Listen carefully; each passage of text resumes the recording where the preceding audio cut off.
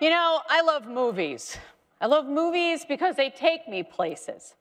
They take me out of my day-to-day, but the thing I love about movies the most are the lines, the wonderful lines that we all remember that become analogies for days and moments in our lives. So for instance, from The Godfather, leave the gun, take the cannoli. Well, what's that about? Fine Italian pastry has an enormous impact on our day-to-day life. From Star Wars, Luke, I am your father. That is not the line.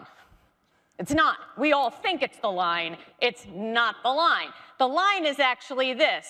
Darth Vader says, did Obi-Wan ever told you about what happened to your father? And Luke says, in kind of a whiny, not so Jedi way, oh no, he told me you killed him. No, I am your father. Holy shit! So, thank you. You can laugh. It's one of those things where you go, well, now what's the analogy there? Is that your dad is like the baddest dude in the universe? No, that's not it at all. You're going to have some freaking unresolved daddy issues for the rest of your life because you just kissed your sister on the mouth. Are you crying? Are you crying? There's no crying in baseball. Well, that's true, because the Cubs finally won the World Series. Here's the thing. There's wonderful movies with wonderful lines, and one of my favorite movies of all time is The Shawshank Redemption. Thank you. Clearly, you've seen it. It's on pretty much constant run on TBS since it was released in 1994. If you are not familiar with the movie because you live under a rock, okay, it is a film about a gentleman named Andy Dufresne, played by Tim Robbins, and he is convicted of a double murder of his wife and his wife's lover, and sentenced to Shawshank Prison in Maine. Now, for those of us who've been to Maine, this may seem like not such a stretch, okay? It's just a checking with the Maine people. So now, he meets this guy named Red Redding, and he is played by everyone's favorite actor, Morgan Freeman, okay? And they become fast friends. And what happens during their time in Shawshank is they take care of each other.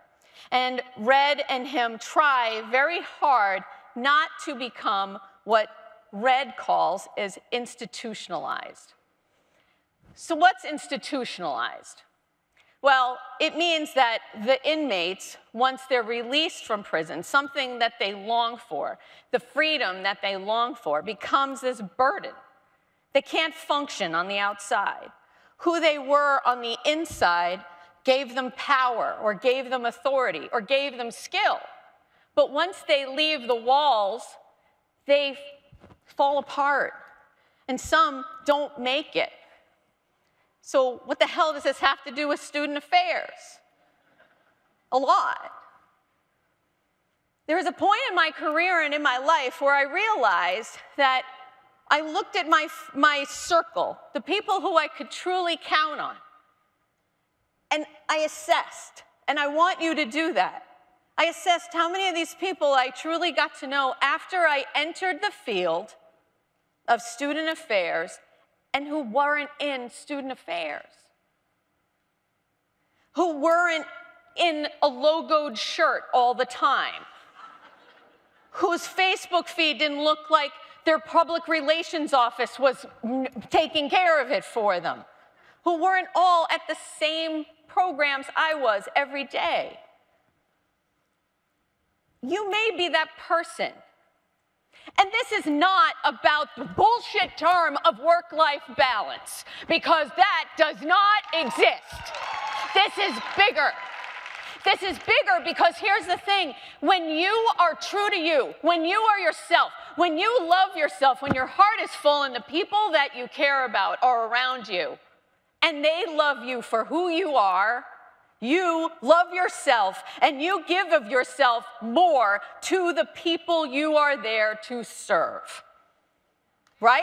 That's fine. So what I'm going to do over the next few minutes is I'm going to tell you about some folks in my life who have let me in.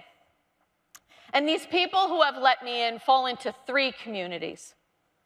And those communities are very special. The first is a group of families. My husband and I decided we wanted to have a child.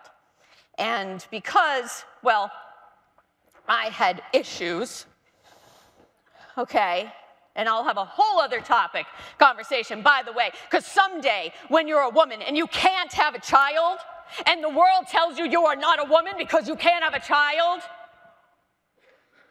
that changes you. And I got to meet women and men who were trying and dealing with the same thing, and they had lost hope but found hope in the possibility of adoption. And we found each other, and I got an email from a stranger one day who said, hey, I know that you're going through this. Would you like to join us? We're going to be at the 99 restaurant in Waltham, Massachusetts. If you've never been to a 99, it's one of those kind of restaurants where you get a really good burger and a salad and free popcorn. Those are my favorite places. I'm throwing shit. Okay. Anyway. And we all got together and we talked about how we were feeling and what was going on. And by the way, here's what happens. When you are with people like that who connect with you in a very real way, it doesn't matter what you do for a living. It matters how you feel inside. And we all felt the same way inside. And now they all know how I feel because we have all gotten our daughters. And there is nothing in life that's better than the feeling of taking a child in your arms, feeling her against you, and you are now filled with possibility and love, and your family is complete.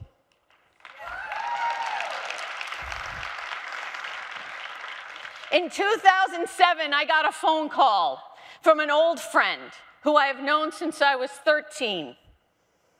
And he said to me, would you like to be on the board of directors of the Boston Gay Men's Chorus? And I said, hold on, I got to take out my bucket list.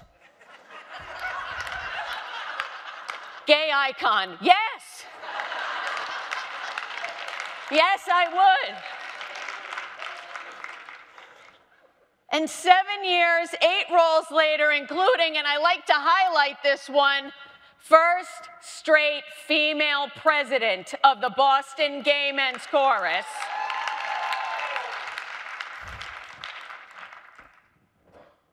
During that time, I learned something. You see, when I got on this board, I was a mid-level professional, eyeball deep in it, and I was doubting my skills. I was doubting how relevant I was. And when I got into this group, I became not only relevant, I became an ass-kicking diva who took care of 175 men who made sure the fiduciary health of that organization was met. And they had a voice and a pain-in-the-ass broad who is not going to shut up.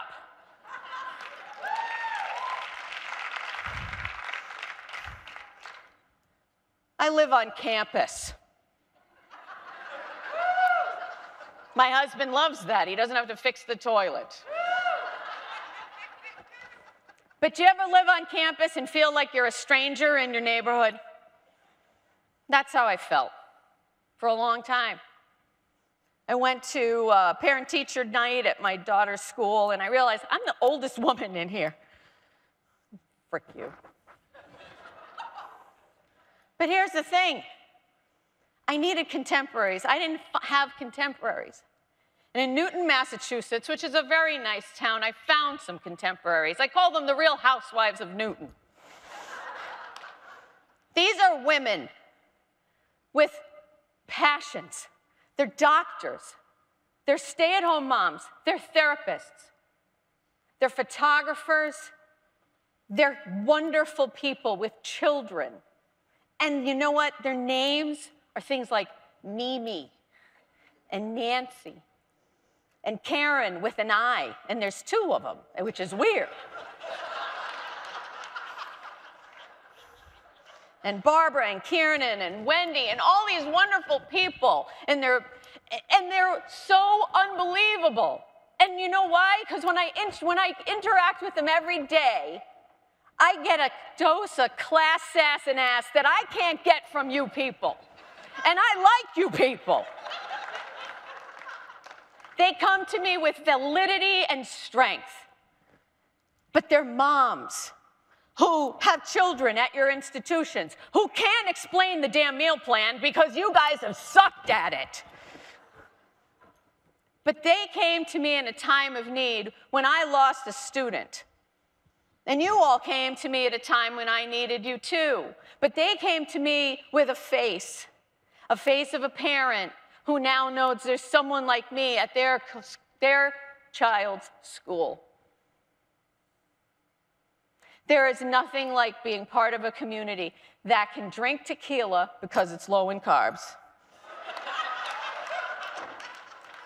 and who can fight over a check like it's an Olympic sport.